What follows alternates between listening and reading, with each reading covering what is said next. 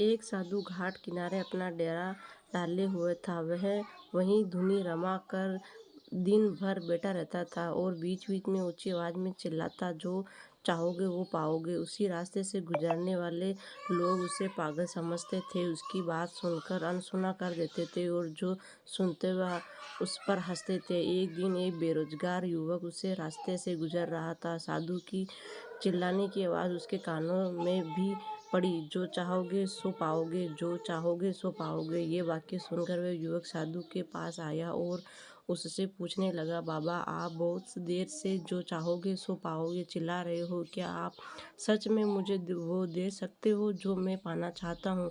साधु बोला, हाँ बेटा, लेकिन पहले तुम मुझे ये बताओ कि तुम क्या पाना चाहते हो? बाबा मैं चाहता हूँ कि मैं एक दिन हीरो का बहुत बड़ा व्यापारी बनूं। क्या आप मेरी ये इच्छा पूरी कर सकते हैं? युवक बोला, बिल्कुल बेटा, मैं तुम्हें एक ही हीरा और एक मोती दूंगा, उससे तुम जितने चाहे हीरे मोती बना लेना।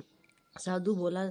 साधु की बात सुनकर युवक की आंखों में आशा की ज्योति चमक उठी। फिर साधु ने उससे अपनी दोनों हथेलियां आगे आगे बढ़ाने को कहा। युवक ने अपनी हथेली साधु के सामने रख दी। साधु पहले उसकी एक हथेली पर अपना हाथ रख और बोला, बेटा ये इस दुनिया का सबसे अनमोल हीरा है, इसे समय कहते हैं। इसे जोर से अपनी मुट्ठी में जकड़ लो, इसके द्वारा तुम जितना चाहो उतने हीरे बना सकते हो। इसे कभी अपने हाथ से निकल मत देना।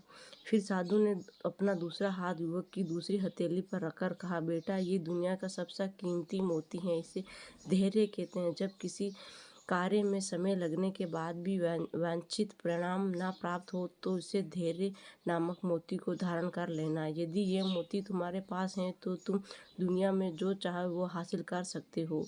युवक ने ध्यान से साधु की बात सुनी और उन्हें धन्यवाद कहा और वहां से चला गया। उसे सफलता प्राप्त को 2 गुरु मंत्र मिल गए थे। उसने निश्चय किया कि वह कभी अपना समय व्यर्थ नहीं गंवाएगा और सदा धैर्य से काम करेगा। कुछ समय बाद उसने हीरे के एक बड़े व्यापारी के काम करना आरंभ कर दिया। कुछ वर्षों तक वे दिल लगाकर व्यवसाय कर हर गुरु सिखाता रहा और एक दिन अपनी मेहनत और लगन से अपना सपना साकार करते हुए हीरो का बहुत बड़ा व्यापारी बना। दोस्तों ये कहानी आपको अच्छी लगी हो तो प्लीज़ मेरे चैनल को लाइक शेयर सब्सक्राइब करिए। Thank you.